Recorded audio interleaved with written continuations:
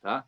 Então, estamos iniciando a live hoje, né, sobre a reabertura dos comércios. Nós estamos aqui contando com a presença de duas pessoas públicas. A primeira é o vereador Paulo Frange, né, e também o nosso amigo vereador Rodrigo Goulart.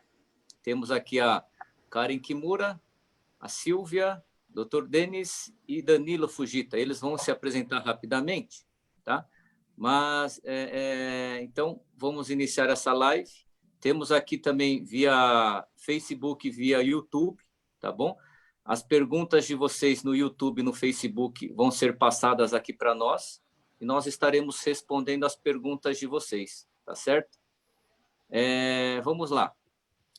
Para iniciar nossa live, nossa terceira live aqui do Grupo Compra e Venda, que é um grupo formado de mais de 1.700 pessoas, a grande maioria são empresários, então por isso foi o tema de hoje, sobre a reabertura dos comércios, né? E para iniciar, eu gostaria de uma breve apresentação do vereador Paulo Frange, que nos deu a honra da sua presença aqui nessa sala. Obrigado, Teruia. Para quem não me conhece, eu sou médico, sou vereador de São Paulo, estou no meu 6º mandato, sou cardiologista e especializado também em terapia intensiva. São 42 anos de medicina. Então, nós temos uma formação médica que hoje me permite uma possibilidade muito grande com o que está acontecendo. Estou no meu 6º mandato consecutivo, sou líder do PTB na Câmara e nós temos participado muito de perto dessas discussões que envolvem o tema de hoje, que é a abertura do comércio, que faz uma diferença enorme na vida de todos nós, e nesse limite, separado por uma faixa amarela que de um lado fica a saúde, do outro lado fica a economia, e nós não temos como separar uma coisa da outra, mas nós temos que complementarmente trabalhar com as duas situações. É isso, Teruia. É um prazer muito grande estar aqui, uma oportunidade muito grande de poder estar com o seu público, com o público de todos nós, e aqui também com um companheiro jovem da Câmara Municipal de São Paulo, brilhante colega. Comecei minha vida pública com o pai dele na Câmara, o vereador Goulart, e hoje o Rodrigo Goulart está lá sucedendo e fazendo um trabalho maravilhoso na Câmara no seu primeiro mandato. Maravilha. Obrigado, vereador Paulo Frange, pela ajuda, né, que você tem nos dado, sempre orientando aqui os empresários. Eu vou passar a palavra aqui. O doutor Rodrigo Goulart está presente? Está presente, doutor Rodrigo Goulart. Eu vou passar a palavra para o vereador Rodrigo Goulart, para ele se apresentar. Boa noite a todos. Tive um probleminha aqui de conexão, não consegui ouvir o meu companheiro lá de Câmara, o vereador Paulo Frange, mas cumprimentar, agradecer o convite aqui, em nome do Marcos Teruia, um grande amigo, que a comunidade japonesa, né, nos deu essa proximidade. Meu nome o que a gente costuma usar é Rodrigo Goulart, mas sou Rodrigo Hayashi Goulart, e estou no primeiro mandato, aí na Câmara, aprendendo muito com diversos companheiros, mas principalmente aí o professor Paulo Frange, quem tem a honra de partilhar bons momentos lá na Câmara. Inclusive, somos vizinhos lá de porta. Quem aí estiver nos acompanhando, for visitar lá a Câmara, pode visitar os 2 vereadores em uma única ida. Tá? Mas a gente está aqui à disposição para a gente tratar de todos os assuntos referentes à retomada econômica na cidade. É uma retomada que a Câmara tem se mostrado protagonista, tanto tratando da área da saúde, que o doutor Paulo Frange, médico, tem ajudado muito nessas questões. Eu também sou da área da saúde, apesar de não ser da saúde humana, mas hoje a gente usa um termo, né, de saúde única. Sou médico veterinário formado e tenho atuado bastante também nessa questão da causa animal e da saúde única aqui na cidade. É mais uma pequena apresentação, uma breve apresentação, para que a gente nos coloque à disposição aí de quem está participando aqui desse webinar, desse debate, e também para quem nos assiste aí através das redes sociais. Obrigado mais uma vez, estou aqui à disposição. Muito obrigado.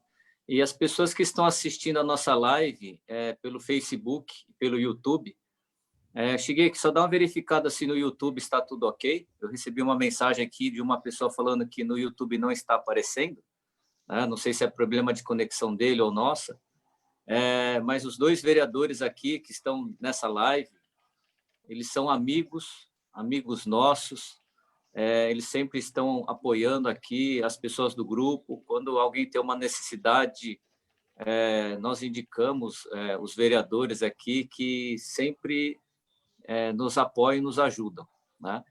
Então, antes de mais nada, eles são amigos nossos, tá? Então, nós estamos aqui pela amizade e aprender mais com eles, porque eles têm a informação mais fresca, tá? Então, essa por isso que foi feito esse convite para os dois vereadores. E agora eu queria passar a palavra aqui para a Karen Kimura, né? Ela é nutricionista, consultora sanitária. Ela vai se apresentar aqui rapidamente. Boa noite, Karen.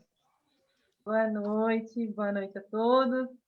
Eu sou a Karen Kimura, eu sou nutricionista e eu sou consultora sanitária desde 2006.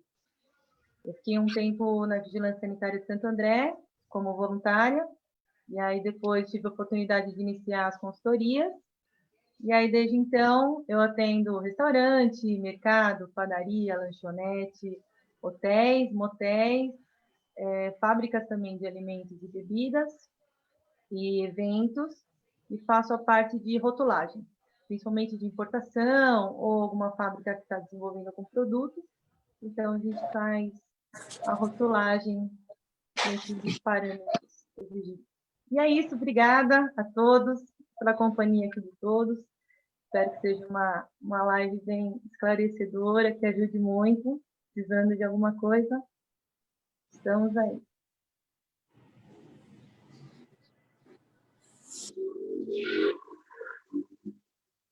Não te escuto, Marcos. Vamos lá. Está escutando agora? Tô. Agora sim, agora sim. Ah, maravilha.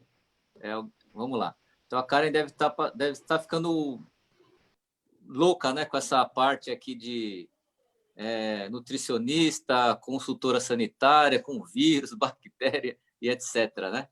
Mas vai dar tudo certo. Na verdade, eu acho que a gente sempre... não mudou muita coisa, assim, né? A gente dá mais atenção agora, mas as regras sanitárias já eram bem exigentes. Então tá bom, tá certo. Vamos lá. Agora a próxima convidada é a Silvia Nakahata, Silvia Toshie, né? Ela é lá do Tampopo e também tem um restaurante. Por favor, se apresente, Silvia. Boa noite, Karen, boa noite, Marcos, boa noite, doutor Paulo, doutor Rodrigo, doutor Denis e doutor Danilo. É um prazer, me sinto lisonjeada estar com esse grupo tão importante no nosso dia a dia, né? E espero colaborar. Eu sou empresária, estou no comércio desde os 11 anos de idade, então, momento de retorno, né? As atividades, tirando as dúvidas com todos vocês. Você tem um restaurante também, não é? Tenho. Estou na área também de bar e restaurante. Meu marido, Mário, né? É o chefe de cozinha. Você, nosso cliente, muito obrigada. Né? E a gente está vivendo esse momento, né? Um momento de desafio, né? Para todo empresário brasileiro, para todo empresário do mundo, né? Então, agora a gente está nessa fase de retomada do comércio, mas o restaurante a gente ainda não tem previsão, né? Então, estamos atuando no delivery, né, Marcos? Tá certo. Mas aí depois nós podemos perguntar também para os vereadores se já tem uma previsão, né? Ô, Marcos, enquanto você está assistindo a live, também já vou fazer meu jabá. Faça seu pedido aí. É isso aí. iFood, Uber Eats, estamos lá. É isso aí. Legal. Tá certo. Agora o próximo é o doutor Danilo Fujita, que foi o idealizador dessa live. Ele não quer que fale, mas... Não, imagina, Marcos. Na verdade, eu tenho um grande carinho aí por todos os amigos do Grupo Compra e Venda e agradecer você pela... Você é a grande ponte, né, Marcos? Você que está ligando aí os empresários com os vereadores, com os advogados. Então, parabéns aí pela sua atuação e cumprimentar aqui os vereadores, as empresárias, né? Meu amigo Denis. E hoje eu vou dar só um recado aí sobre uma nova lei que entrou em vigor no Dia dos Namorados.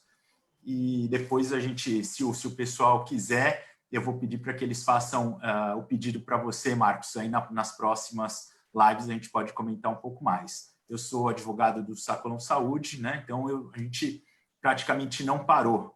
Mas nós estamos preocupados agora com o retorno do comércio. A gente está sentindo que pode vir uma segunda onda, então a gente está já implantando os protocolos de retorno, vamos dizer assim, dessa segunda fase. Boa noite a todos aí, obrigado pela oportunidade, Marcos.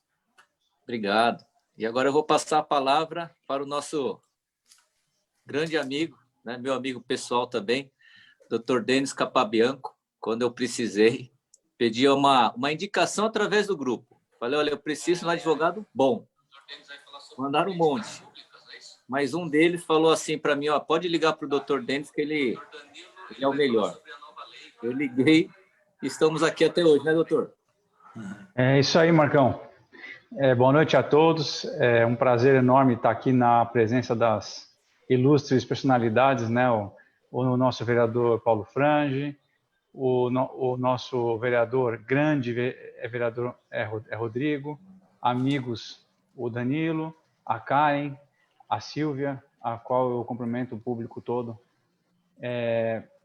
O que me motiva a estar aqui é a nossa amizade. Eu também sou advogado do grupo Compra e Venda e eu tô no ramo há 21 anos esse ano. Esse ano eu completo 21 anos de atividade. Desde o início, sempre atividade empresarial. O escritório hoje conta com 8 advogados associados, uma estrutura administrativa de mais 6 colaboradores, e a gente advoga especificamente na área empresarial, desde de pequeno comércio até grandes indústrias e multinacionais. Então, a gente tem em carteira uma vasta clientela e cuida desde direito do trabalho, direito tributário, as questões todas a gente trata com equipes específicas para cada caso. E é sempre um prazer estar aqui, me coloco à disposição de quem precisar. Quem já precisou sabe da minha forma de agir, né? Eu tomo o problema do cliente como se fosse meu. Então, isso é que dá a diferença do nosso trabalho. O Danilo também, o André, são todos assim muito presentes na vida do cliente. Bom, nós temos aqui também a presença do André Lizuca, que ele está em um outro compromisso também, mas ele está online aqui. E o Shigeki está na nossa retaguarda, vendo a parte de Facebook, YouTube, e ele está encaminhando as perguntas do YouTube e Facebook para nós aqui. Tá? Então, quem estiver assistindo, por favor, se tiver dúvidas, manda por escrito, só digitar lá no texto que o Shigeki vai encaminhar aqui para nós, tá bom? Temos aqui uma primeira pergunta do nosso amigo Tetsuo Higa. Ele adora um restaurante bom, hein? Vou indicar o Ikedaya para ele. E também o Consulado da Bahia. Vamos lá. Uma pergunta aqui. Não sei quem vai responder. Não sei se é a Karen ou algum dos vereadores, se vocês tiverem esse conhecimento. Luz UVC funciona para banheiro? Num banheiro de 2 metros quadrados. Lâmpada de UVC e quantos watts? E quantos minutos? Essa é a pergunta do Tetsuo Higa. Alguém pode responder ou sabe a resposta? Começou com uma pergunta difícil, né? Karen? Então, nos banheiros, na verdade, a preocupação que a gente tem muito é com o lixinho do banheiro, né? Porque já sabe-se que ele pode ser transmitido por fezes e urina. Então, na verdade, em outros países tem o hábito de jogar o papel higiênico direto no vaso sanitário. Mas aqui não. né? E a nossa tubulação também não comporta isso. Sobre essa luz, eu realmente não sei explicar. O que a gente recomenda para estabelecimentos é que essa lixeira seja trocada com mais frequência, esse lixo, tenha muito cuidado com o manejo desse resíduo. Certo. Só nos banheiros e ventilar dentro do possível, né? Tá. Tem uma segunda pergunta dele. Solução de quaternário de amônio. Tem alguma desvantagem para higienizar portas, maçanetas, balcões, etc.? Sobre veja, quaternário... vidros... Tem mais alguma coisa aí? Sobre veja, limpa-vidros, álcool ou solução de cloro? Então, o quaternário de amônia, ele é mais indicado porque ele não danifica tanto superfícies. Por exemplo, cardápio, eu posso usar, ou um estofado, eu posso usar. E aí ele não tem tanto problema quanto o álcool e o hipoclorito, que acaba ressecando um pouco da superfície e estraga esse material mais rápido. Então, no caso do quaternário, mesmo no caso, se você quer colocar aquele pé de dilúvio, né, aquele tapetinho antes de entrar no estabelecimento, o quaternário ele é melhor. Então, mesmo para a superfície, ele é bom. A gente faz até vaporização. Existe uma máquina que é um vaporizador que a gente passa nas paredes e nos pisos, quando é corredor, área mais aberta. Que é muito bom. Tá. Agora uma pergunta.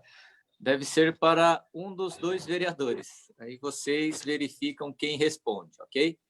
É comércio atacadista, distribuidor, que fica dentro de edifício fechado, trabalha de porta fechada, que atende por agendamento, tem que seguir a regra do comércio de rua, que é das 11 às 15 horas, ou pode funcionar no horário normal? Quer responder, Paulo? Pode ir lá. Não, Goulart, pode responder. Então tá. Bom, depende do segmento. Se é um atacadista de alimentos, tem o seu horário, ele não precisa seguir esse horário limitado, o horário de 4 horas dessa fase 2, que é nessa restrição do Estado. Agora, se for algum outro tipo de atacado ou distribuidor, aí realmente tem que atender esse limite de horário, que é das 11 às 15, que são 4 horas diárias, né? Que é o comércio em geral, mas que, lembrando que esse atendimento das 4 horas é para o atendimento ao público. Então, serviços internos de escritório, algum outro sem atendimento ao público, tem um horário livre, um horário normal aí de que o comerciante, o empresário, o empreendedor queira seguir. Mas para o atendimento ao público, por enquanto, na fase 2, são as 4 horas. Nós passando aí para a próxima fase, que é a fase 3 do Plano São Paulo, ele vai aumentar para 6 e assim sucessivamente. Tá. Confere isso aí, né, professor Paulo? Aproveitando a sua resposta, vereador, já tem uma previsão para liberar o pessoal da fase 3? Olha, Marcos, a previsão não tem uma previsão de data, tá? Toda essa liberação das fases acontece em cima de dados técnicos que foram elaborados aí por esse decreto estadual. Há uma grande expectativa que até a semana que vem a cidade de São Paulo ultrapasse e chegue aí na fase 3. Basicamente, a fase 3, a cidade alcançará a fase 3 quando chegar na média de ocupação dos leitos de UTI da cidade em 60%. Hoje já estamos aí, acho que o Paulo deve ter essa informação mais atualizada, mas estamos aí perto de 61% ou 62% da ocupação dos leitos de UTI. Então, estamos muito próximos aí de chegar nessa fase e, possivelmente, eu acredito que até o final da semana que vem, a cidade de São Paulo já esteja nessa fase. Então, lembrando, não tem nenhuma data certa. É quando a cidade realmente, através desses dados técnicos e da saúde, a cidade alcançará essa fase. Teruia, só para complementar, Teruia, o que a gente deveria ter observado e deveria ser observado em todas as cidades que estão em movimento para a reabertura é cumprir 3 parâmetros que a gente considera indicadores de padrão ouro para que a gente possa liberar e começar a flexibilizar. Primeiro, durante 14 dias, os números de novos contágios estarem decrescentes. Segundo, que a população, com medidas feitas por antenas de celulares, esteja em quarentena, ou seja, com distanciamento social, acima de 55%. E terceiro, esse é muito importante, que a ocupação das UTIs sejam menor do que 60%. Na verdade, São Paulo, quando entrou nesse processo da flexibilização, nós estávamos a caminho disso. Nós não estávamos com os 3 indicadores de ouro presentes, mas muito próximos. Como a cidade tem uma capacidade enorme de investimento e tem a possibilidade das aberturas dos leitos todos que nós tivemos, a presença dos hospitais expandindo os hospitais próprios e ampliando parcerias privadas e ampliando hospitais que não estavam na nossa conta e passaram a fazer parte do nosso grupo agora, nós tivemos uma movimentação em cima do decreto do governador, que nos deu a oportunidade de abrir bem próximo do limite. Então, o que o governador Goulart está colocando é bem sensato, é exatamente isso. A próxima semana ela é muito importante, porque vai completar 2 semanas em que a gente vai avaliar esses números. Há uma chance enorme da gente estar caminhando para melhor. Mas cada dia vai ser vivido com ansiedade e com muita vigilância. O secretário Edson Aparecido da Saúde tem sido de uma ponderação e de uma precisão muito grande. E a cidade conseguiu absorver esse impacto tão grande que foi a chegada do coronavírus na capital. Acho que para a semana que vem nós temos notícias. Nós não podemos criar muitas expectativas, porque esse é um vírus, além de novo, ele é traiçoeiro. Veja que a Nova Zelândia estava 25 dias sem nenhum caso e apareceu o caso agora. A China, que já tinha quase que caído no esquecimento, sendo citada por doença como coronavírus, voltou a ter agora um fechamento parcial de uma cidade do tamanho de Pequim. Nós precisamos tomar muito cuidado, porque nós não saímos da fase 1 e nós temos o risco de ter uma segunda onda. Esse é o problema. Tá certo. Então, agora eu vou fazer uma pergunta para a Silvia, da Tampopo. Silvia, você ficou quase 70 dias fechado, né? A loja fechada. Com certeza, muitas contas para pagar, impostos para pagar, funcionários querendo saber se quando voltam a trabalhar, clientes querendo comprar. Como que está agora? Como que está a sua loja trabalhando aí 4 horas por dia? Olha, Marcos, foram praticamente 80 dias, né? E você falou contas a pagar. Eu, desde o início, eu me condicionei a treinar a ser uma boa inadimplente, né? Porque sempre fui uma boa pagadora, mas num momento que eu me vi numa situação dessa, né? Acho que a gente entrou num desespero grande de conter, né? Reter o máximo possível de capital. E essa reabertura, olha, Marcos, a gente reabriu no momento em que também o clima esquentou, né? Então, como eu estou no ramo como a gente está no ramo de moda, então a gente depende muito também do clima para vender, né? Então, até a semana passada, antes da reabertura do comércio, eu posso dizer que eu estava vendendo melhor do que agora, né? Eu acho que tem o fator clima, assim, que influenciou, mas também talvez essa condição, né, do cliente ficar restrito à compra também fazia ele procurar, né, dispersar o estresse, procurando lojas que pudessem vender, atendê-lo, né? Então, a gente está, assim, tomando todo cuidado com a higiene, né? E estamos retomando. É um momento, assim, em que até foi citado, né, pela McKinsey, que comparando a esse momento para os negócios, como a Copa de 66, né? A Copa de 66, em que o Brasil ganhou por 2 Copas anteriores e chegou em 66, ele não passou nem na primeira fase, né? Só que em 1970 ele já conquistou o título, né? Então, eu empresária, enquanto empresária, eu estou vendo esse momento como um momento de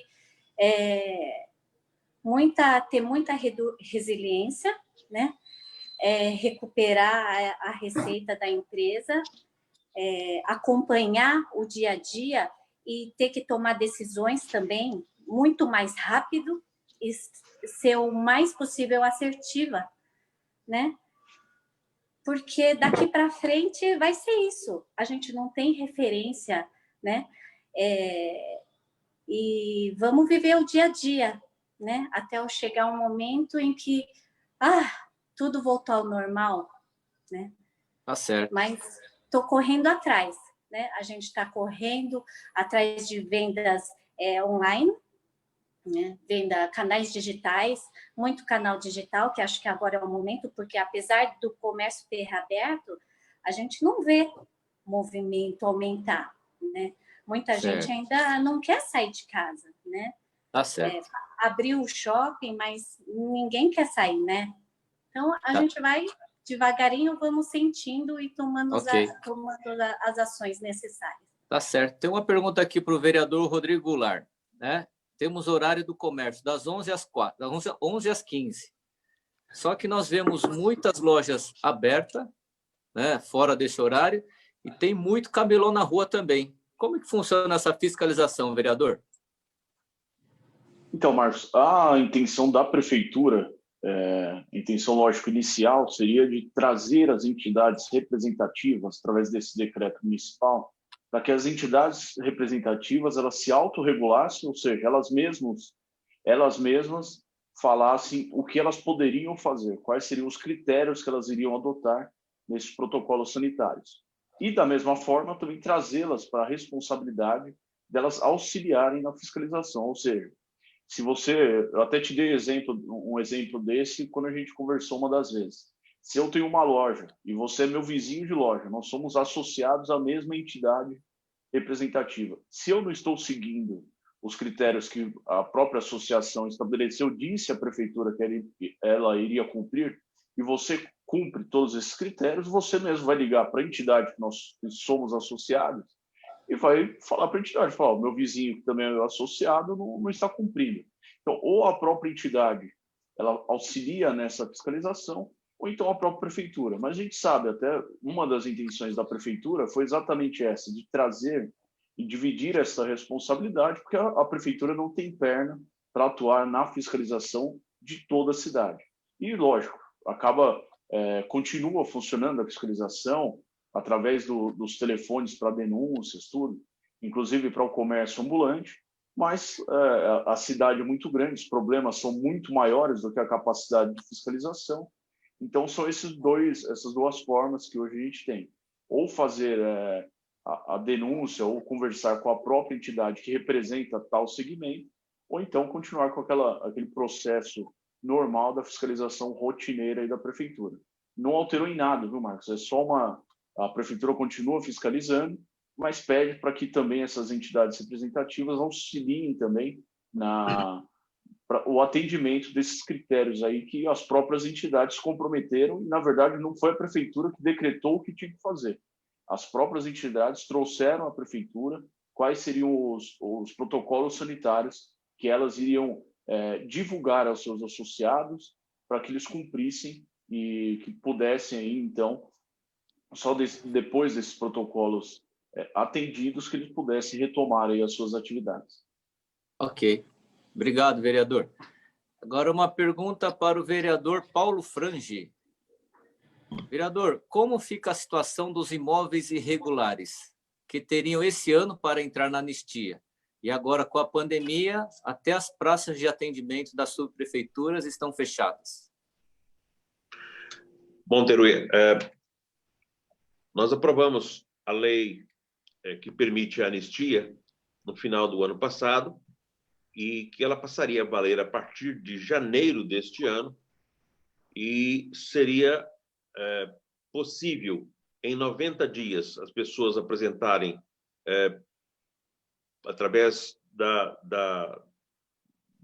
internet, tudo que possa ser exigido para regularizar seus imóveis, dentro de cada um dos parâmetros, as casas pequenas, os imóveis comerciais, etc., exigindo o mínimo de presença das pessoas na prefeitura. Já era um programa que o município estava desenvolvendo com muita velocidade, e o prefeito poderia prorrogar até mais 3 vezes de 90.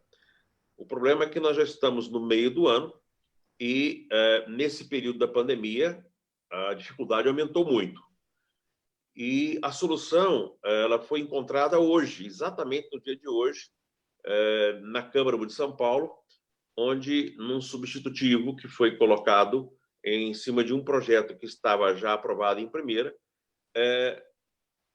ele faz com que nós possamos entrar na anistia até dia 31 de março de 2021. Portanto, as pessoas que estavam com os imóveis irregulares não precisam de correr e não precisam ter medo, porque foi aprovado hoje, de comum acordo com a Câmara toda aprovou simbolicamente com 50 votos, e o prefeito vai sancionar, porque houve concordância, inclusive, do Executivo. Portanto, sancionando essa lei, aprovada hoje, nós não vamos ficar preocupados com a data para que você possa protocolar o seu pedido de regularização de imóvel residencial e os comerciais. Portanto, nós temos a data até de 31 de março do ano que vem. Vence esse período que nós ficamos parados praticamente aí por 3 meses. Para que as pessoas não fiquem angustiadas com os prazos de 90 dias, quando vai prorrogar ou não, e daqui a pouco, final do ano, a gente não sabe o que vai acontecer, vai ter eleição, não vai ter eleição, vai mudar governo. Ficou a data de 31 de março do ano que vem. Isso foi um alívio para a cidade toda. Perfeito, perfeito. Bom, agora a próxima pergunta aqui é para Karen, do Takayuki Kato, ok? Os dois advogados, só um minutinho que logo vocês vão falar, tá bom? É que tem muitas perguntas aqui, então eu vou tentar dar uma acelerada, aí tiver uma brechinha, eu sei que vocês têm coisas importantes para falar. Então, se vocês que forem responder as perguntas puderem ser breves também, ajudaria a gente eliminar todas as perguntas e responder de todo mundo, tá bom? Karen, quais as melhores medidas de segurança para restaurantes por quilo? Restaurante por quilo acho que é hoje o restaurante mais perigoso, que precisa de mais atenção, né? Tem algumas coisas que as associações também estão colocando como dicas, vamos dizer assim. Mas, em regra geral, se não puder ter um funcionário servindo, né, o cliente, então o cliente ele deve higienizar as mãos, passar álcool, pegar um talher já embalado e, se possível, arregaçar as mangas, porque a gente sabe que essa roupa vem da rua, né? Então, arregaçar as mangas para ele se servir. Isso é a forma mais segura. Da parte dos restaurantes, sempre colocar nesse buffet uma porção menor de comida, então não colocar grandes porções de arroz, de feijão, para repor mais vezes. Aquele vidro, né, do buffet, ele precisa ser maior. Antes ele era pequenininho, só que a pessoa às vezes fala alguma coisa, o cliente tem que estar de máscara sempre para se servir, mas o mais seguro é que esse vidro seja um pouco maior, para que ele só coloque as mãos para se servir mesmo. E aí, ter o distanciamento de mesas, né? Entre uma mesa e outra, 1,5 m, entre os clientes, 1 metro.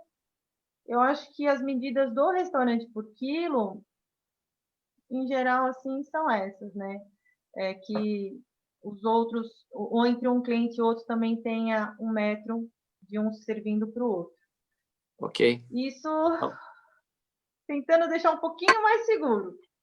Tá certo. Vamos lá. Agora, Adriana Vieira, e os salões de cabeleireiros? Libera quando? Vereador Rodrigo Goulart?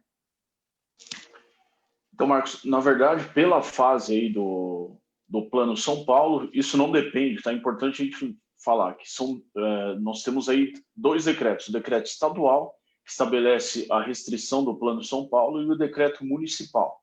O mais restrito é o que vale depois de uma decisão da STF. Nós temos advogados aqui, inclusive, que falam que somos entes concorrentes, né? São o Estado, município e federação, e que vale o mais restritivo. Então, o Plano São Paulo, os salões de cabeleireiro, bares e restaurantes estão enquadrados na fase 3, que é essa fase que nós estamos aí, se tudo correr bem, próximos a alcançar. E é nessa fase 3 que tanto salões de cabeleireiros como bares e restaurantes poderão ser abertos aí. E nós esperamos, como disse o vereador Paulo Frange, se tudo correr bem aí, nos próximos dias nós alcancemos aí essa fase. Ok. Tanto salões como bares e restaurantes poderão ser abertos aí. Agora uma pergunta aqui para o doutor Paulo Frange, do Sérgio Teruia. Considerando que todos os empresários estão tentando sobreviver nesse momento e que somente o governo federal está liberando dinheiro para os trabalhadores e financiamentos subsidiados para as empresas, por que a Prefeitura de São Paulo não pode prorrogar os vencimentos do IPTU e ajudar todos? Parabéns pelo trabalho junto às comunidades da Zona Norte de desinfecção com a farmácia Conde. Obrigado, Teruia. Bom, a discussão que envolve o IPTU, ela vem sendo tratada na Câmara. Há um desejo dos vereadores junto ao Executivo para que a gente possa fazer alguma coisa para vencer esse obstáculo agora, que é a despesa todos os meses sem a entrada por esse período. O que preocupa, Teruia, é que o impacto da pandemia no nosso orçamento, ele já começa a passar de 10 bilhões esse ano. Então, de um orçamento de 70 bilhões, a gente já tem aí uma avaliação prévia de que 10 bilhões a gente vai ter menos de arrecadação sem mexer em ISS e IPTU. É lógico, só considerando a arrecadação a menor do ISS e mantido o IPTU. Mas esse é um assunto que a Câmara está tratando e a gente deve resolver isso de alguma forma. Eu não vejo outra saída a não ser o município também participar agora com alguma coisa. Nós tínhamos lá atrás sugerido que, nesse período da pandemia, a gente não abriria a mão, mas essas parcelas que vencem nesse período da pandemia seria jogado para o final do ano, para início do ano. Mas a gente acaba rolando uma dívida, as pessoas que vão ganhar dinheiro com o comércio para pagar as suas contas, com certeza vão ganhar menos. Esse novo normal significa que também nós vamos ter um consumidor mais criterioso nos seus gastos. Portanto, a receita não deve ser tão parecida quanto a do ano passado. Deve ter uma receita menor quando tudo voltar ao normal. Ok. Perfeito, vereador. Agora uma pergunta para o nosso doutor Danilo Fujita, né? Era sobre aquela lei que você disse que era importante todos saberem sobre... É melhor o doutor responder. Doutor Danilo, por favor. Dias a gente alcancemos aí essa fase.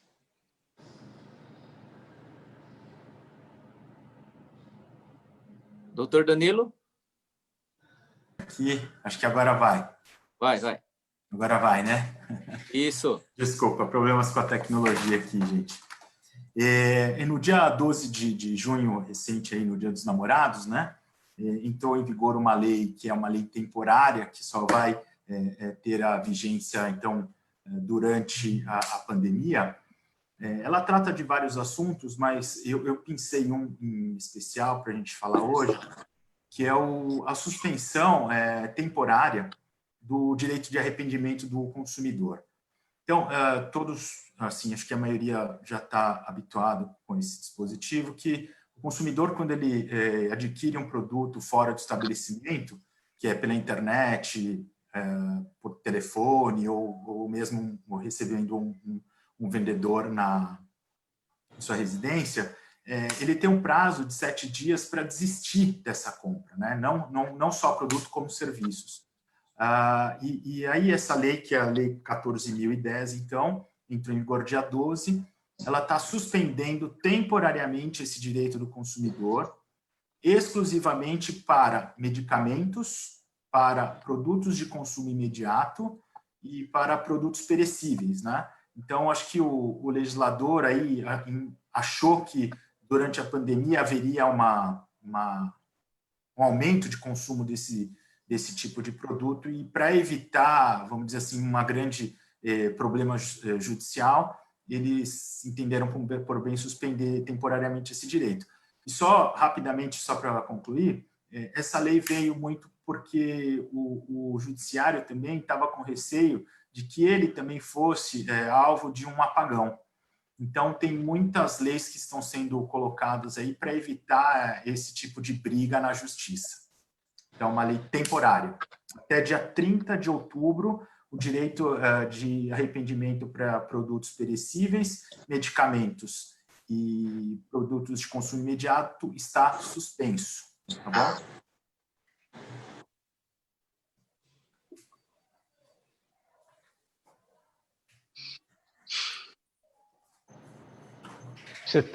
Você tá mute, Marcos. Está no mudo. Vamos lá, voltei aqui, ó. Voltei. Vamos lá. Eu deixei no mudo aqui para não atrapalhar o som aqui de vocês. Doutor Denis, as fiscalizações das subprefeituras podem multar e até fechar as portas dos estabelecimentos por descumprirem as leis? Pergunto. E as polícias militar, civil, PROCON também podem, por causa do descumprimento das leis, da reabertura do comércio, você pode fechar? Vamos lá, Marcos. É o seguinte, quem tem o poder de fiscalização, como dito, são os fiscais, né?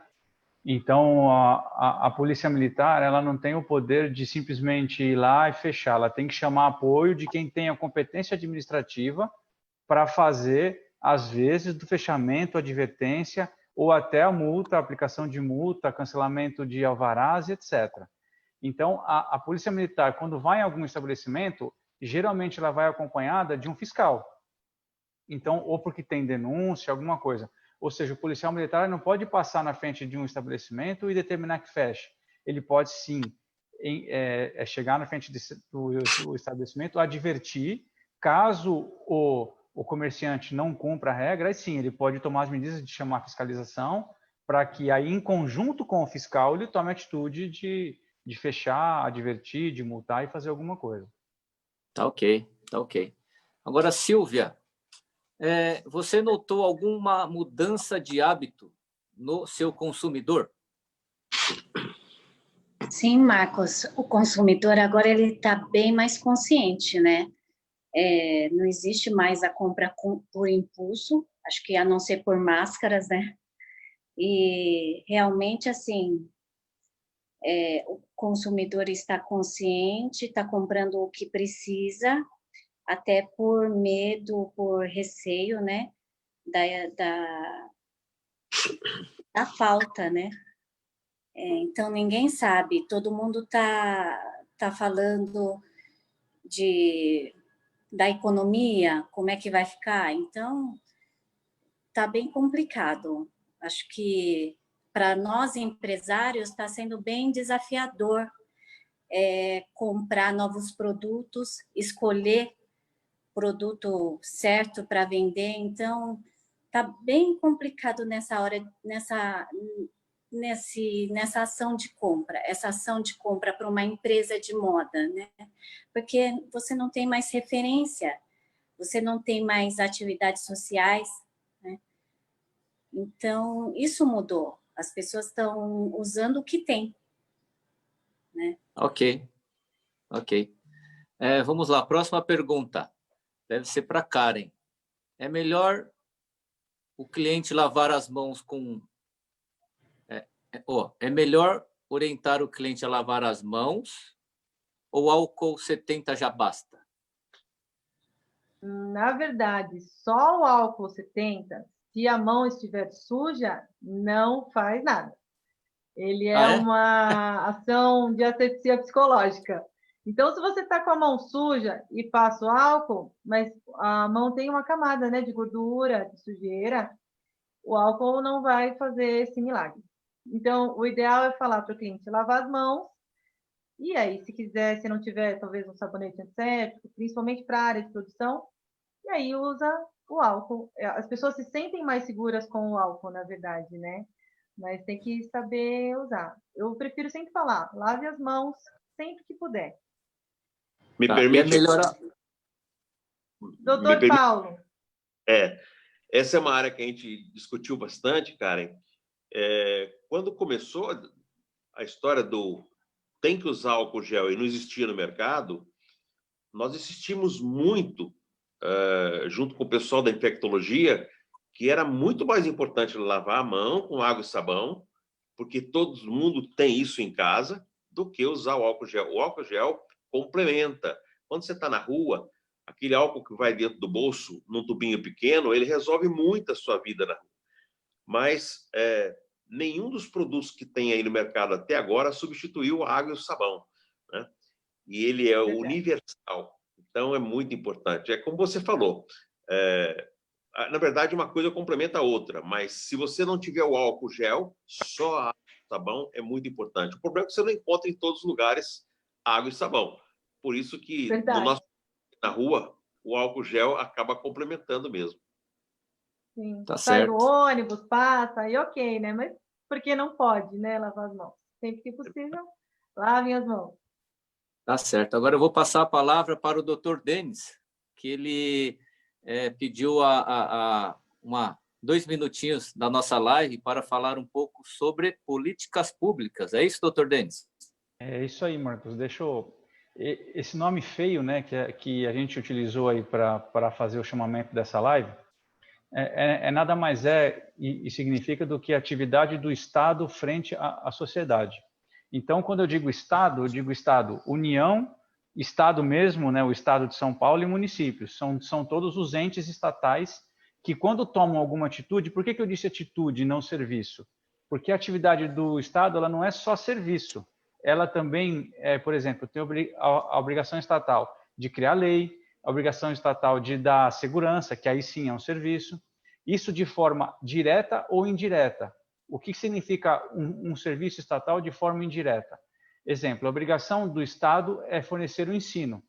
Então, o Estado ele não conseguiria atender a demanda de toda a população, ele acabou desmembrando o direito dele, né, a obrigação dele, para que o ente particular possa fazer isso, claro, de acordo com as regras que o próprio Estado cria, para que o setor privado faça as vezes do Estado. Então, utilizando o exemplo de escola, existem as escolas privadas, existem as universidades privadas, porque é o Estado atuando de maneira indireta. Então, por que eu quis entrar nesse tema, até abarcando um pouco do que o vereador Rodrigo falou? Existem competências que são exclusivas, competências que são concorrentes, e isso que acabou de acontecer, que foi um julgamento do STF, quando a gente usa o termo competência, o direito, a obrigação legal, o ente que tem a obrigação legal de criar norma em cima de alguma atitude estatal. Então, exemplo, compete à União discutir as questões de jogos, um exemplo. Então, o Estado não pode falar, não, eu vou abrir jogo no Estado de São Paulo. Só a União que cria essa regra, que faz a lei em cima disso. Quando a União tem a competência, ela não legisla, a própria Constituição admite a questão de competência concorrente, que é onde ela entrou. Eu tenho uma lei que é competência minha, mas eu não fiz uma norma que seja norma complementar, eu dou o direito ao Estado fazer ou então ao município fazer. O que aconteceu diante dessa pandemia? Todo mundo queria legislar. Então, a União, que tem a competência direta, não tinha norma regulamentar, o Estado não tinha a regulamentar e nem o município. Aí todos fizeram, o STF falou, não, vai fazer quem tem a regra mais restritiva. Quem tem a competência, neste caso, é quem cria a regra mais restritiva. Então, eu quis explicar o que são políticas públicas, que é toda atividade que o Estado tem que tomar tanto seja serviço ou então atividade de criar normas, e também explicar um pouquinho dessa concorrência que o vereador entrou no assunto. Eu achei importante a gente falar. Obrigado, doutor Denis. Vamos lá, próxima pergunta agora é para o vereador Rodrigo Goulart. Vereador, o senhor tem alguma previsão para a abertura das academias? Ô, Marcos, muito importante também essa pergunta. Hoje eu participei, estive lá na coletiva de imprensa que o governador fez no Palácio dos Bandeirantes, e foi citado aí por algumas vezes o setor de academias. Eu tenho tido um trabalho importante junto com a Associação Brasileira das Academias, que é a ACAD Brasil, presidida inclusive por um grande conhecido aí nacionalmente, que é o nadador Gustavo Borges, e que eles fizeram, se não o primeiro, um dos primeiros protocolos sanitários, mesmo antes da prefeitura fazer qualquer pedido. A ACAD Brasil, junto também com o CREF, que é o Conselho Regional de Educação Física, fizeram esse protocolo. E a gente tem tentado também, possivelmente já neste próximo anúncio, que o governo do estado tenha um outro entendimento quanto às atividades físicas, principalmente nas academias e também os esportes individuais, como eu cito sempre o exemplo do golfe, o exemplo dos esportes a motor. Não tem o porquê esses esportes serem tratados em outra categoria e também como eventos, porque se tem esportes como esse que não tem o público presente, que são esses protocolos que esses esportes estão colocando, não tem o porquê. Inclusive hoje a indignação da Federação Paulista de Futebol no anúncio do retorno aos treinos só no dia 1º de julho, sendo que já era para ter sido colocado aí já na próxima semana o retorno aos treinamentos sem público, com testagem. Então, são algumas dificuldades que a gente tem enfrentado, mas que a ACAD Brasil, falando em nome de todas as academias, apresentou esse protocolo, um protocolo muito rígido, que depois, inclusive, eu quero passar aqui para o Paulo Franjo, o Dr. Paulo Franjo, para que ele dê uma olhada também, e tenho certeza que ele, entendendo disso, se ele já não teve o acesso a esse protocolo, certeza que ele, como médico, como técnico na área, vai entender que as academias, tomando todos esses cuidados, poderiam voltar aí numa fase, possivelmente na fase 3 agora, que a gente está para alcançar, mas se não isso, não só na última fase, porque a última fase, eu acho que é muita rigidez para um segmento que, na verdade, ao fim de tudo, a atividade física ela promove saúde. Tanto é que o educador físico ele está enquadrado também na área da saúde. Então, se promove saúde, não tem o porquê estarmos aí numa última fase ou muito longe disso acontecer. Certo, Marcos, certo. Eu queria aproveitar e tirar uma dúvida com o vereador Rodrigo. Claro. Ele entrou num tema de critério, né? Então, agora eu falo com muita gente, você sabe que eu conheço muita gente, né? Então, o que me causou indignação, e também com muitas outras pessoas, por exemplo, eu não vou citar nomes de emissoras de TV, porque eu acho que aí também é muito direto o assunto e não é o caso. Mas, exemplo, foi aprovado que as empresas de telecomunicações, elas são serviços essenciais. Aí eu vejo no jornalismo, jornalista esportivo cobrindo Olimpíada de sacada. Eu vejo jornalista esportivo falando do que não está tendo futebol no mundo. Então, eu queria saber qual foi o critério utilizado pelo governo, é claro, se vocês puderem falar, que autorizou esse tipo de jornalismo. Eu acredito que o jornalismo de informação, ok. Agora, jornalista esportivo fazendo o que na televisão? Eu queria entender o porquê dessa relação, se vocês puderem, é claro, dentro do que vocês têm de conhecimento dentro do município, né? Porque eu estou falando de coisa de estado, que não acho que... Mas, enfim, se vocês puderem esclarecer, eu gostaria muito. Denis, na verdade, como você disse, né, que o jornalismo informativo, eu acho que foi a partir desse critério que foi estabelecido a essencialidade, vamos dizer assim, não sei nem se é o termo correto, mas do serviço de informações. Agora, o que você colocou aí de esportivo ou qualquer outro tipo de cobertura, eu acho que a gente acaba... O jornalismo estava debaixo de um guarda-chuva, né, seria o de informação, mas acaba tendo outros outras frentes aí do jornalismo que eu também concordo com você que não deveriam estar aí em sua plena atividade. Não sei se o Paulo gostaria de complementar alguma coisa, mas eu acredito que o critério utilizado foi exatamente esse, do jornalismo informativo. Verdade, Goulart. Eu gostaria só de complementar uma coisa, que é, quando nós temos conceitos fortes, nós acabamos encontrando soluções claras para todos. As regras têm que valer para todo mundo.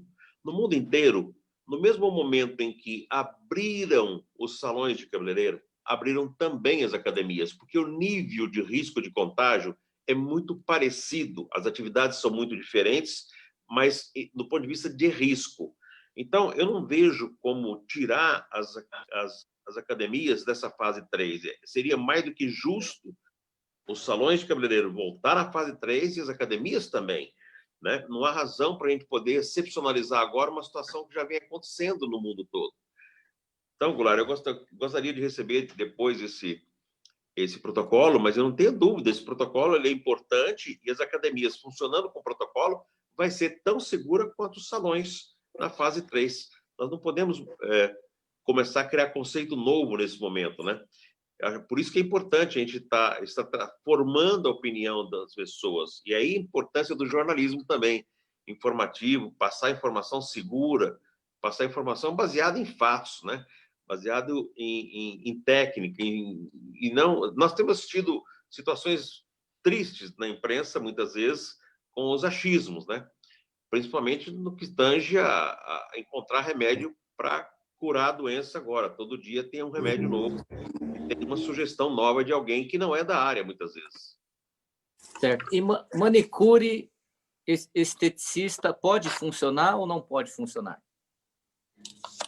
Na minha visão, o médico, ela voltaria sem nenhum problema, com os mesmos protocolos. Tem dois mundos, o mundo real e o mundo da ficção. No mundo da ficção diz, não pode, mas as mulheres continuam fazendo continuam pintando os cabelos, continuam fazendo em casa. Tem muitos deles atendendo em casa, com todo cuidado, com toda segurança, e nós não temos história de estar vendo gente contaminada por isso. Então, no caso das manicures, da mesma forma, é a mesma categoria, é a mesma faixa de risco, elas devem participar desse mesmo terceiro momento agora, junto com as academias também. Maravilha. E aí, Karen, tem ido no cabeleireiro?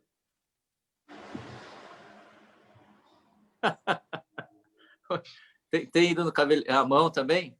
O som não está saindo, o seu som. Pronto. Eu ainda não estou optando pintar o cabelo. Ah, é? E a Silvia? unha eu não posso fazer, porque eu trabalho na área de alimentos, então eu já não faço mesmo. Tá certo. E a Silvia, tem ido no cabeleireiro, feita a unha? Olha o tamanho do meu cabelo, Marcos. Não vejo a hora de reabrir. Ah, é? Eu, o doutor Denis, os vereadores também, o doutor Danilo, todo mundo vai no cabeleireiro, ó. Eu já fui no meu. Vocês estão aparados. Inclusive, o nosso governador vai também, viu? Não sei aonde, mas ele vai. Percebi. Ô, Marcos, mas eu, como veterinário, eu não sei se vocês acompanharam, mas eu trabalhei muito para a reabertura, aí, além das clínicas veterinárias, do banho e tosa. Então, eu acabo indo nos meus colegas veterinários para fazer uso do serviço. Tá certo. Ó, a minha barba, ela só apareceu depois da pandemia, viu? Quando acabar a pandemia, eu corto, tá? Mas o cabelo não tem jeito, tem que cortar. Aí vou lá no meu amigo, e para vocês verem, ele trabalha no piso superior, o Sidney. Fecharam o salão dele e hoje ele trabalha na casa dele. Então, no salão ele não pode, que tem mais estrutura. Agora, na casa dele, que é improvisado, ele pode trabalhar. Umas maneiras aí que criaram para, não sei se facilitar ou dificultar o trabalho, mas é assim que está acontecendo. Marcos, me desculpa. Eu também tenho uma pergunta aí para os vereadores, para o doutor Paulo Frange e para o Rodrigo. Eu queria saber como é que estão os protocolos para o retorno das escolas aí, que é um assunto que eu tenho estudado bastante também, A maioria das escolas particulares já tem adotado algum tipo de protocolo para o retorno, mas parece que as escolas públicas ainda não conseguiram formatar, né, algo. Queria entender como é que está esse processo. Danilo, olha, eu vou colocar a preocupação com isso. Foi uma das primeiras manifestações quando começou a pandemia. Nós estávamos muito assustados com a baixa testagem que o Brasil estava fazendo. Hoje nós somos o país, Brasil, que menos testa nas Américas. E nós perdemos para o mundo todo para 2 ou 3 países da África, como número de testagem.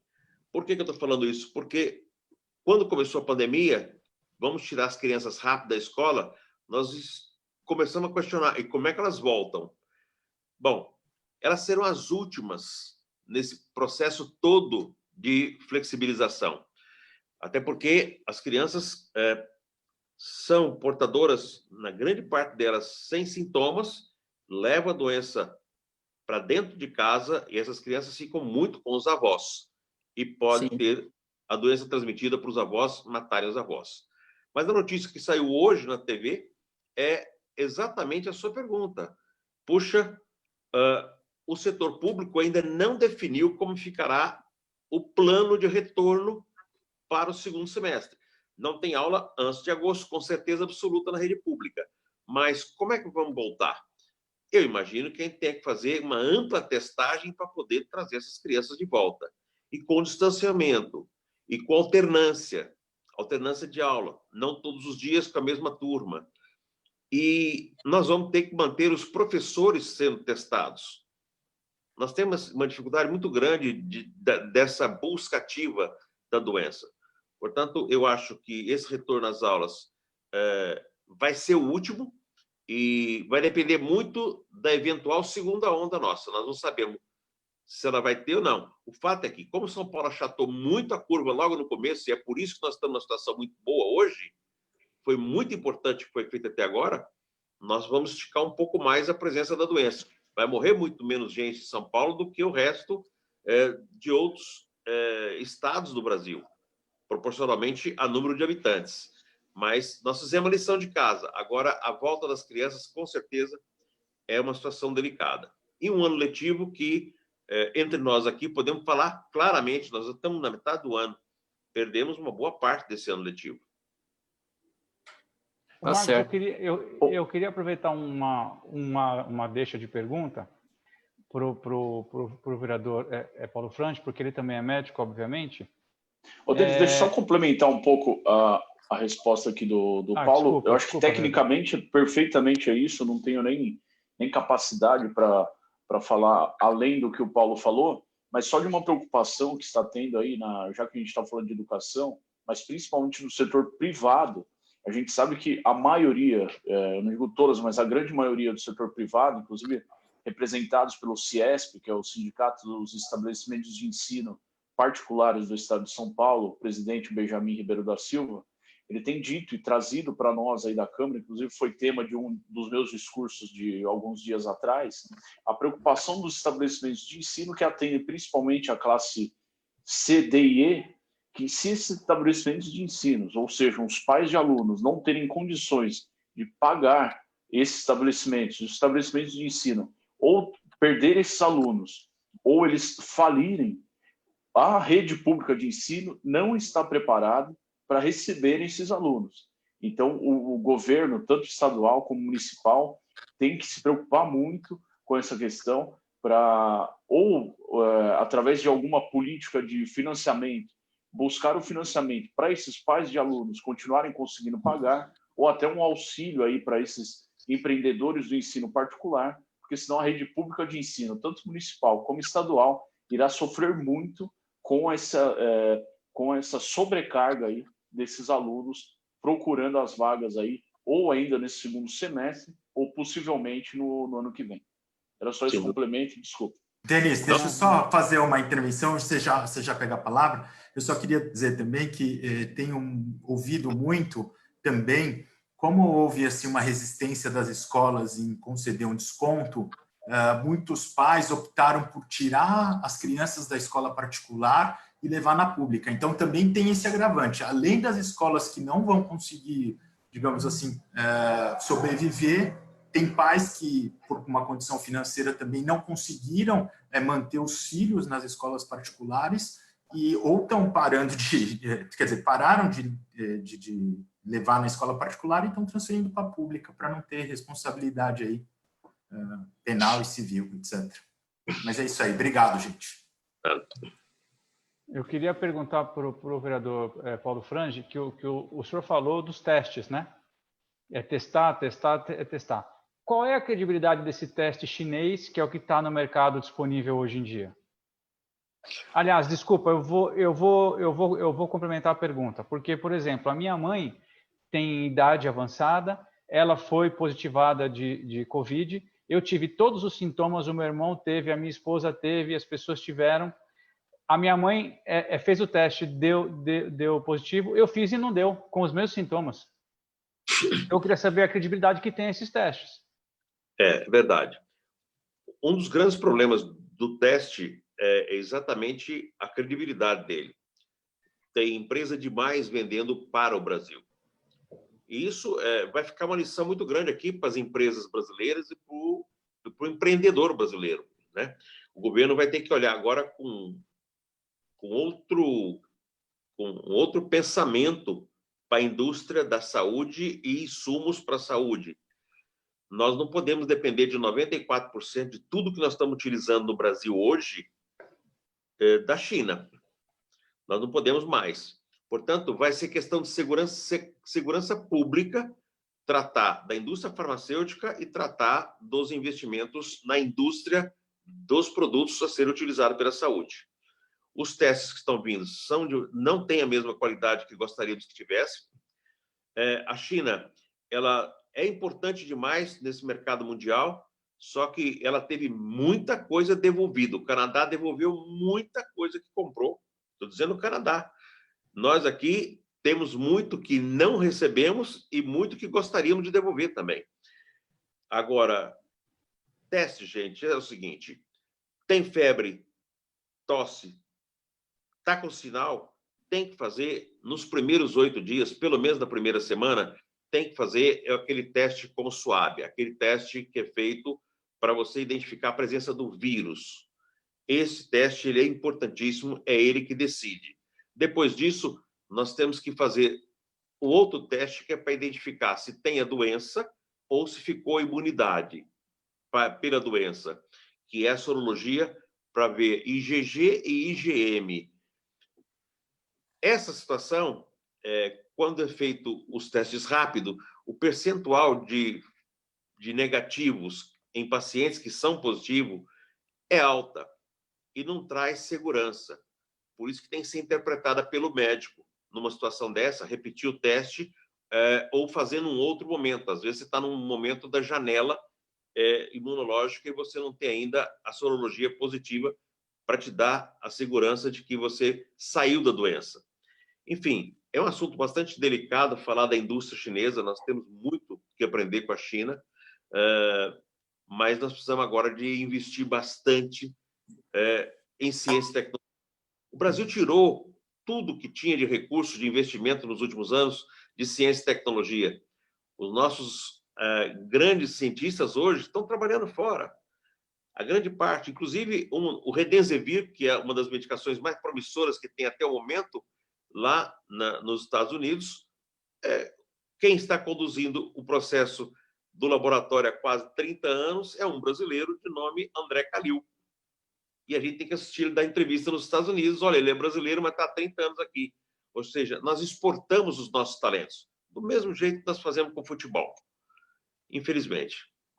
Tá ok. Bom, nós temos aqui mais 12 minutos de live e temos 10 perguntas aqui para vocês.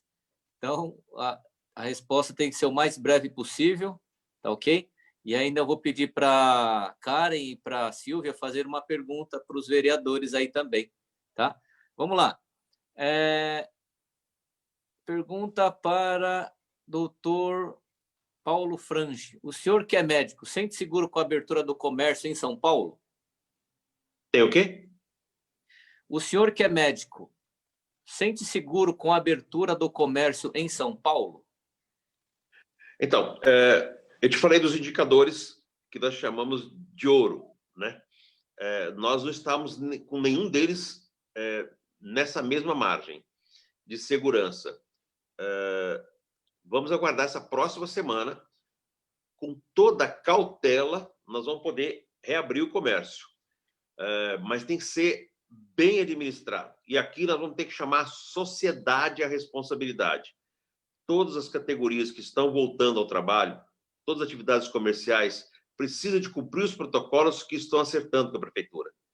Se não fizer isso, nós vamos ter uma segunda onda e vamos ter que fechar tudo de novo. Tá ok. Uma pergunta do Facebook para o Dr. Paulo Frange também.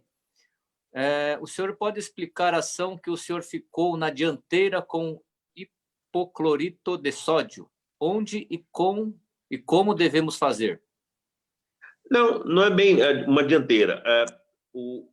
Existe um processo que já é comum no mundo todo, e isso aconteceu no mundo todo, da aplicação, da pulverização feita com hipoclorito de sódio nas vias e logradouros, nas unidades básicas de saúde, nos terminais de ônibus, nos terminais de metrô.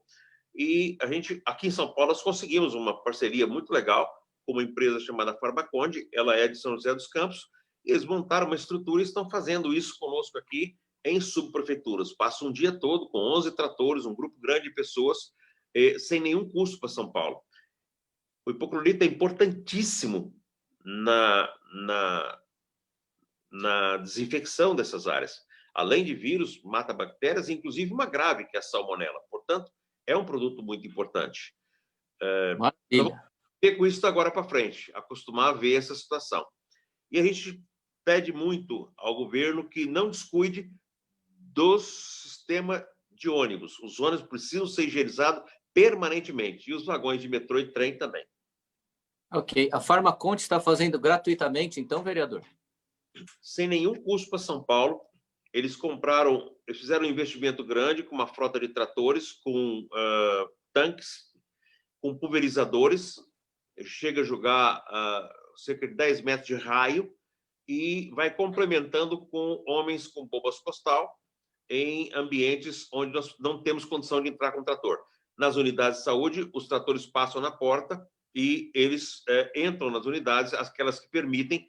Nós temos feito isso pessoalmente e eu acompanho. Nós estamos acompanhando por subprefeitura.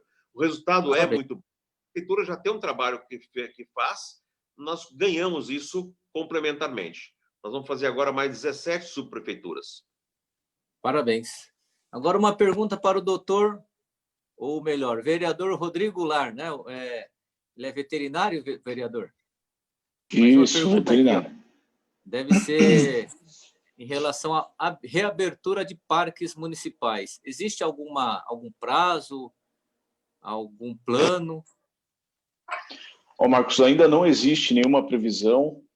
Eu até vi uma das perguntas aqui, perguntando também dos serviços de atendimento, das praças de atendimento da prefeitura, também não há nenhuma previsão.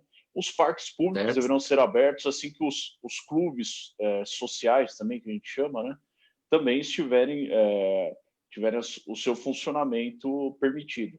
Mas ainda não se sabe se vai ser tratado como as atividades esportivas que estão lá na fase 5 do governo do estado, ou se terá também algum tipo de antecipação. Mas também lembrando que nós estamos a cargo aí das medidas mais restritivas, que neste caso são as do estado, e essas atividades esportivas estão consideradas na fase 5. Então, hoje estamos na fase 2 do Plano São Paulo, teremos aí mais 3 fases ainda para avançar para que os parques públicos ou as atividades esportivas voltem ao normal. Ok. Então, mais uma pergunta, Cláudio dos Santos. Amigos vereadores, existe a possibilidade, dentre os protocolos nas escolas, ser obrigado o uso de escudo facial e máscara para evitar a transmissão entre os alunos e familiares? Não, Terui. O escudo ele não traz essa proteção, no caso, para criança e nem para adulto. Você precisa de utilizar o escudo com a máscara. Na verdade, o escudo é principalmente para quem está num nível de exposição muito grande.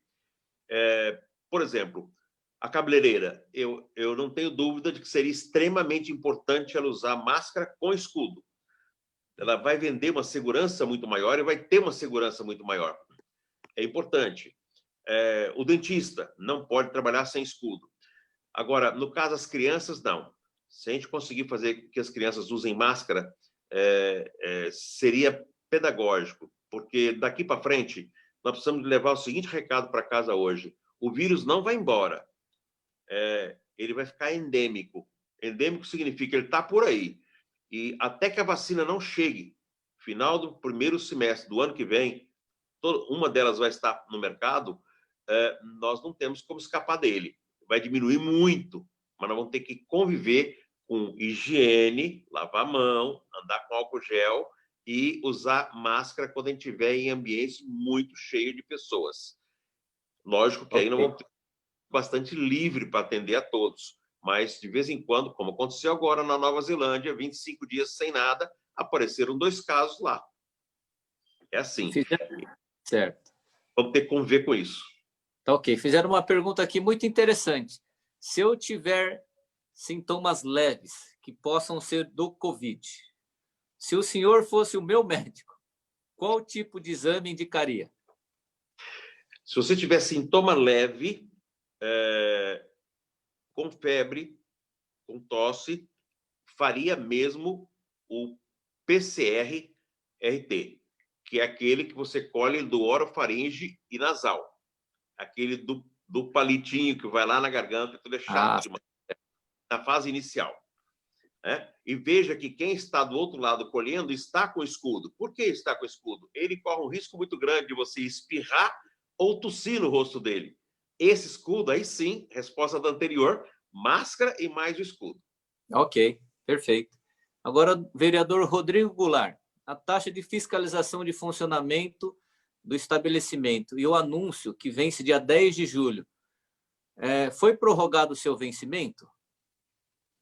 Como bem colocado pelo vereador Paulo Frange, a Câmara tem feito vários pleitos para que tenha aí uma prorrogação, isenção, ou qualquer tipo de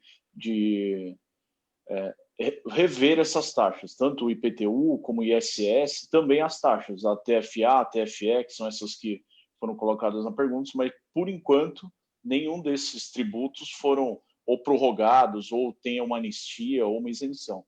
Então, todos aí deverão ser feitos qualquer tipo de medida em conjunto. E isso tem sido discutido lá na Câmara, inclusive com diversos vereadores apresentaram projetos dessa forma, inclusive eu, que apresentei um projeto que, para empresas pequenas e médias, com isenção, e para as maiores empresas também uma postergação desses tributos. Ok. Agora o doutor Paulo Frange, uma pergunta. Tem alguma previsão para a abertura total do Hospital Brasilândia? O Hospital Brasilândia já está aberto do ponto de vista do atendimento do Covid. Ele recebeu os ventiladores, hoje ele está completo em termos de ventiladores. Nós temos condição de ter no hospital cerca de 115 leitos de UTI, com 35 de enfermaria, daria os 150 leitos iniciais, mas hoje ele está com mais ou menos 44 a 50 leitos de UTI sendo utilizado e com 18 a 20 leitos de enfermaria. Veja que diminuiu a procura pelos leitos de UTI na cidade toda. Terminado esse processo da pandemia, aí sim, o hospital retorna a ser um hospital geral. Vai ser um hospital de 305 leitos, com todas as especialidades e com toda a estrutura para atender a região toda. Mas, por enquanto, ele é só leito Covid, não tem porta aberta, ele só recebe paciente que é triado pela regulação de São Paulo. Ele está na regulação. Ok. Agora, eu vou pedir para a Karen fazer uma perguntinha para o vereador Paulo Frange ou para o vereador Rodrigo Goulart. Tem alguma pergunta para eles? Doutor Paulo, você acha que a Covisa vai ter a condição de de fiscalizar mais os bares e restaurantes diante disso tudo, né? Porque a gente sabe que a Covisa, a SUVES também tem uma limitação, tanto de agente quanto de viaturas, né? Você acha que eles vão realmente conseguir dar segurança para a população se alimentar bem, de forma segura? Karen, nós temos absoluta segurança de que o corpo técnico da Covisa é muito bom. É um pessoal muito capacitado, mas é um corpo técnico muito menor do que nós gostaríamos de ter. Por isso, como o vereador Goulart colocou há pouco, da importância dos protocolos. Então, os bares, restaurantes, hotéis, associações que representam, sindicatos que representam, ajudando a cidade de São Paulo, ajudando o poder público a convencer o proprietário de cumprir aquilo que está ali sendo acordado naquele momento dos protocolos, é muito interessante. Aproveitando, fazendo uma pergunta para você, Karen, que me preocupa muito. Agora há pouco a gente conversava com o vereador Goulart. A preocupação que a gente tem com muitos desses bares e restaurantes que não tem ventilação. Ele tem só sistema de ar-condicionado e portas fechadas e não tem ventilação dentro. Esses lugares terão que ser tratados com um protocolo de forma diferenciada. Isso vamos ter que tratar esse assunto e levar esse assunto. Você já imaginou isso? Como é que você vai orientar esse proprietário, não? Então, agora, na verdade, o que é melhor para ele é não usar o ar-condicionado. Por conta, nos hotéis, ainda nos motéis, que é onde é feita consultoria, quando o quarto é fechado, a gente consegue ozonizar ele, tanto o quarto, o ambiente, quanto o ar-condicionado. Mas no restaurante, eu posso ozonizar, fazer o tratamento de ozônio, mas quando eu entrar com 20 clientes ali dentro, acaba não sendo eficaz, né? Então, o ideal é que eles mantivessem todos os acessos de ventilações naturais abertas, não fizesse a ventilação forçada, não tivesse esse fluxo forçado de ar, para um cliente não passar para o outro, isso de forma empurrando o vírus, né, mesmo para ele. O que é muito difícil, porque a maioria dos estabelecimentos não tem essa possibilidade, né? Então, realmente, se tivesse como ter um espaço aberto, seria o ideal, né? Mas a gente sabe que isso não é a realidade e aqui em São Paulo é um pouco difícil isso acontecer. É verdade. Ok, agora, Silvia, uma pergunta para o vereador Rodrigo Goulart, por favor.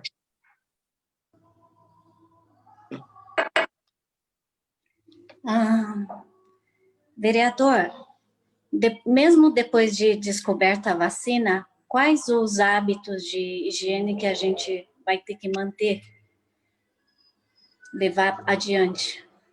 Porque o vírus também pode sofrer mutação, pelo que a gente escuta falar, não é isso? Exatamente, Silvia.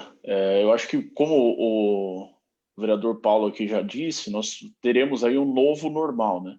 E ele também falou sobre essa questão da mutação, então nós teremos que realmente seguir diversos protocolos sanitários, esses estabelecidos aí por cada um dos segmentos, mas cada um realmente cuidar principalmente da questão da higiene pessoal, sempre quando possível lavar a mão com água e sabão, o uso de máscara é essencial.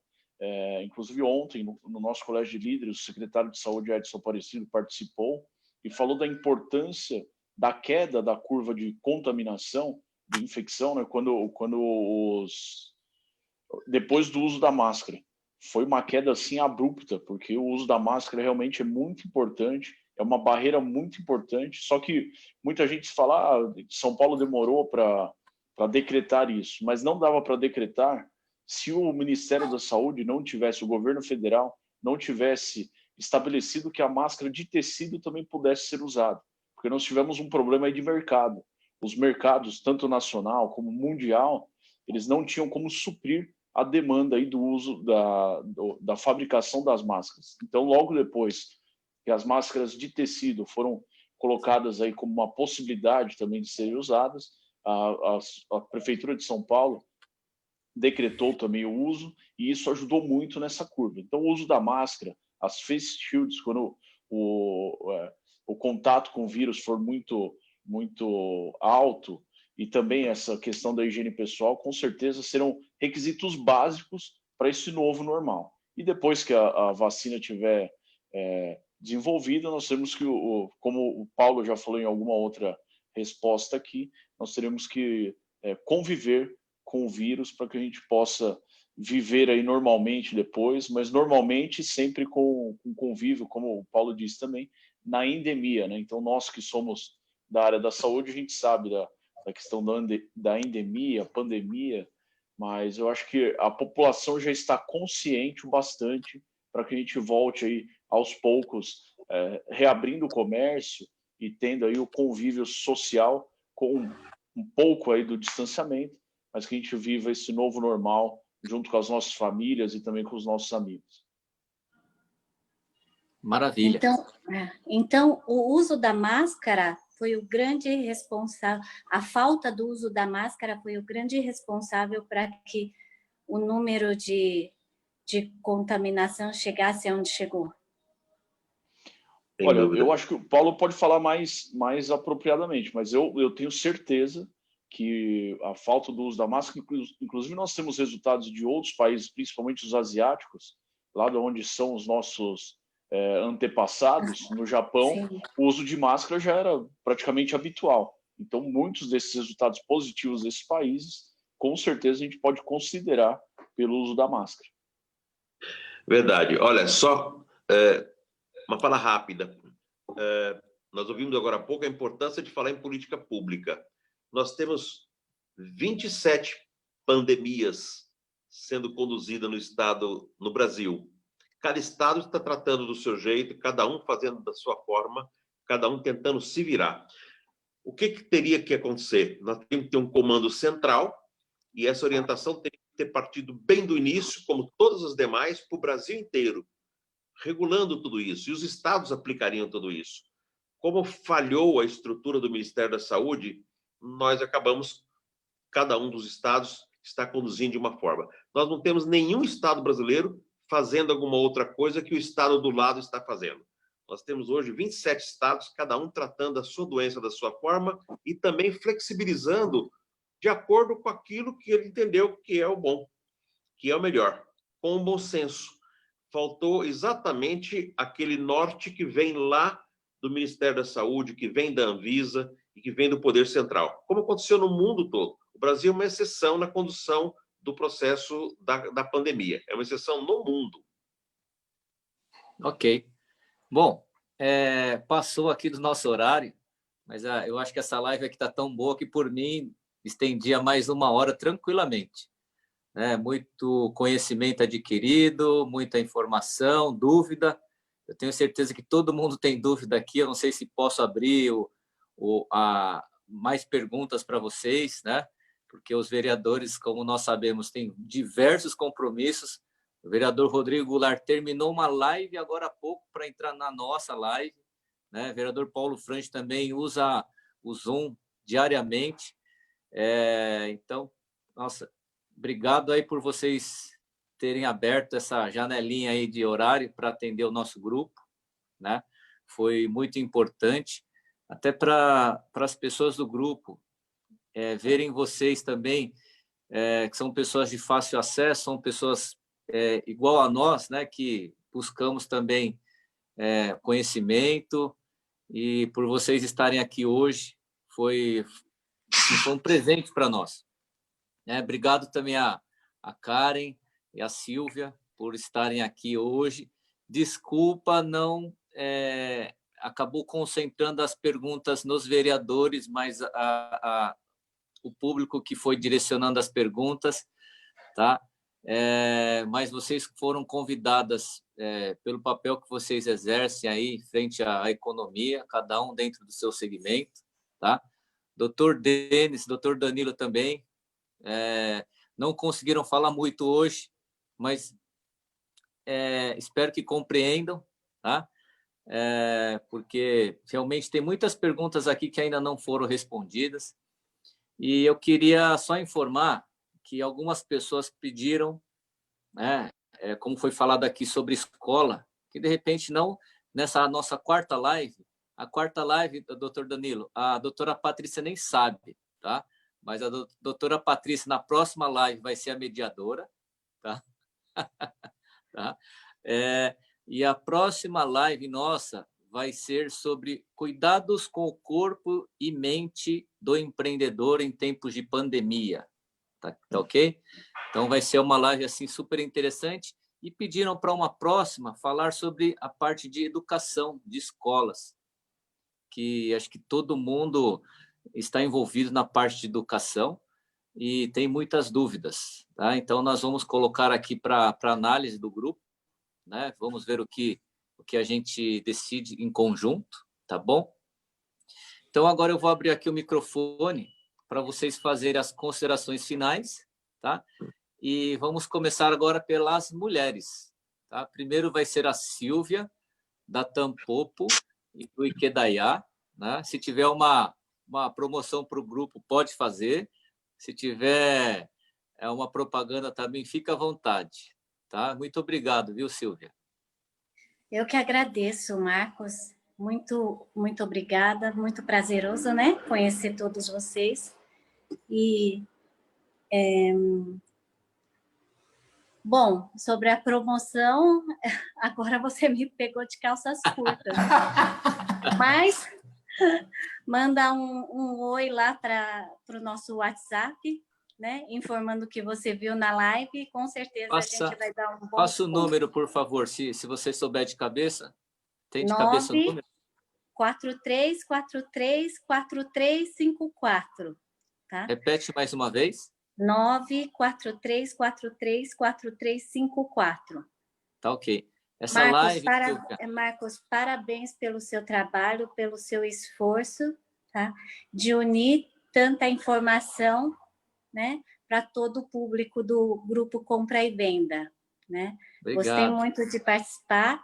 E o assunto da semana que vem, né, muito importante, sobre a saúde também do empreendedor, saúde também que vai abranger os funcionários também das empresas. Parabéns, viu? Obrigado, obrigado. Pessoal, essa live vai ficar gravada no Facebook e no YouTube, tá ok? Vocês podem assistir depois também. E agora, a Karen Kimura. Karen, por favor. Eu agradeço muito, muito a oportunidade. Aprendi muito. Foi ótimo, de verdade. Obrigada mesmo. E aí, para quem tiver dúvida ainda, quiser alguma informação, né, dessa área de consultoria, pode entrar em contato.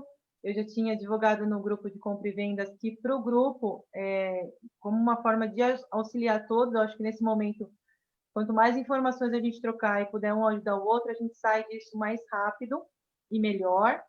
Então, pode entrar em contato e falar que é do grupo de compra e vendas, que tem sim um preço especial para todo mundo, que aí a consultoria auxilie vocês a ter mais segurança na hora de abrir, né? E obrigada a todos. Opa, Karen, você faz live também, não faz? Não tem lá o seu canal? Faço live. Faz a propaganda. Divulga. Eu faço lives muito ou para a comunidade de Okinawa, né, do Horizon. Estou fazendo a propaganda aqui do Horizon, né? Que eu tenho a honra de ser vice-presidente no momento. Então, a gente faz as lives semanais, né? Para divulgar a cultura de Okinawa. E eu faço também as lives relacionadas à consultoria sanitária. Essas últimas foram sobre hospedagens, hotéis e motéis, que precisou realmente ter uma atenção maior. E o ramo de motéis agora, como está tudo fechado, shopping, restaurante, né? Então, é um lugar que a gente precisa mostrar o quão é seguro para as pessoas irem, ainda mais agora que foi Dia dos Namorados, né?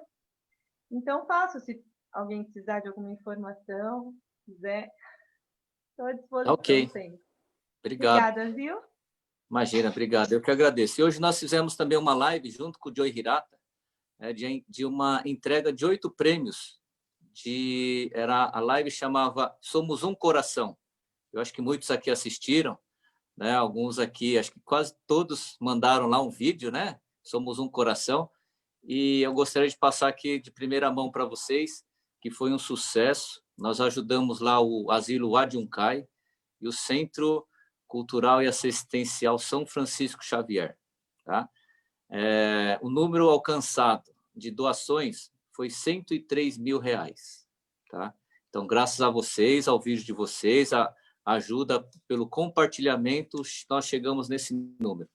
E R$103 mil em época de pandemia, né, é algo assim muito, muito gratificante. Opa, alguém me chamou? Não? Agora eu gostaria de passar a palavra para o nosso amigo Dr. Denis. Por favor, doutor. Só colocar Grande, isso. Marcão. Eu estava no mute, tive que dar um tempinho para tirar do mute aqui. Eu só tenho palavras para agradecer, ainda mais diante a presença dos nossos queridos vereadores, que são pessoas extremamente do bem, que estão aí para ajudar o povo no que for preciso, né?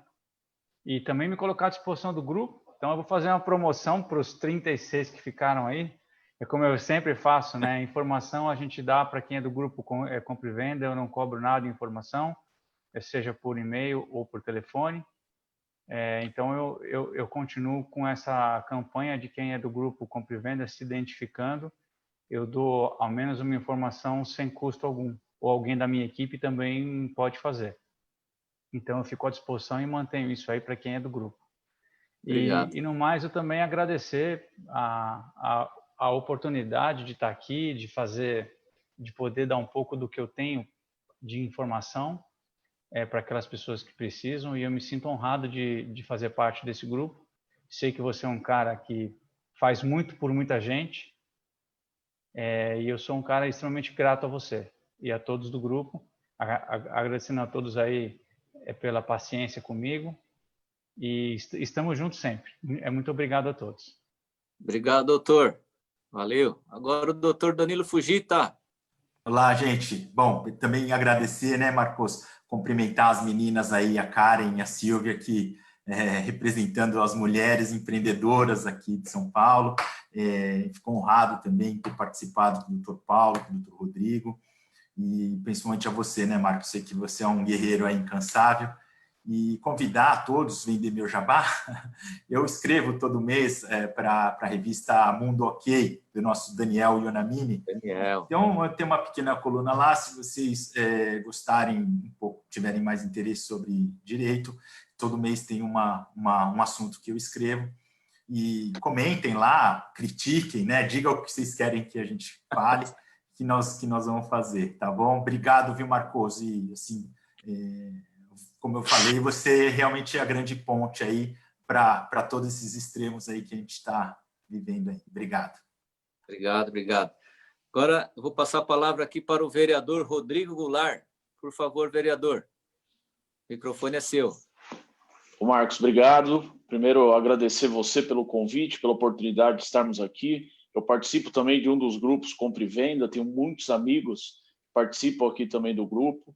Me colocar sempre à disposição de vocês e cumprimentando aqui em nome de todos os participantes, da Silvia, da Karen, dos doutores, o doutor Danilo, o doutor Denis. Doutor Denis, que nós temos uma boa coincidência aqui, que depois quero me aproximar ainda mais dele, também o doutor André. E cumprimentar meu amigo de Câmara, amigo já de família, um grande amigo e companheiro do meu pai por muito tempo na Câmara, o professor Paulo Frange. Eu sempre falo por ele aí que a gente tem atuações em conjunto em diversas frentes, mas sempre falo que ele é um grande exemplo. Estamos lá quando qualquer amigo aqui do grupo Compra e Venda estiver na Câmara, será um prazer em recebê-los lá, um na porta do outro lá na Câmara, no 11º andar, a minha sala 1107, também a do Paulo Frange bem à frente, e nos colocar à disposição para que qualquer tipo de dúvida, inclusive as que não foram respondidas aqui nessa live, que você possa, Marcos, nos compartilhar aí através de WhatsApp ou em todos os nossos contatos aqui, também através das redes sociais, para que a gente possa servir aí a toda a nossa comunidade. Então, mais uma vez, muito obrigado, um grande abraço a todos. Como eu costumo encerrar aí as minhas participações, o trabalho continua. Arigatô, Marcos. Obrigado, obrigado, vereador.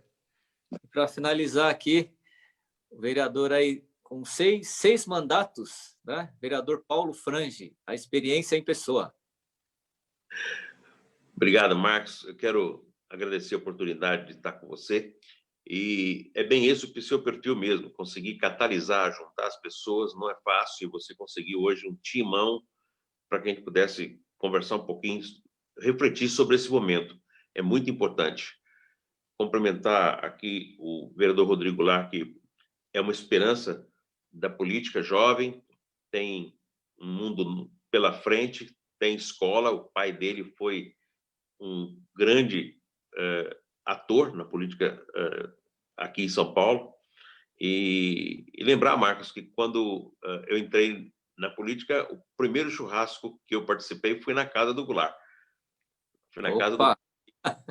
Ele ainda era um jovenzinho, mas é muito importante isso. Cumprimentar as meninas jovens aí, a Silvia e a Karen, que bom ver em vocês esse dinamismo, aos Denis e todos vocês que participaram aqui conosco, e pedir a compreensão de todos agora, porque nós vamos precisar muito de vocês unidos, junto com o poder público, para que a gente consiga sair desse gesso, desse espaço que nos confinou em casa, nesse problema que nós tivemos agora.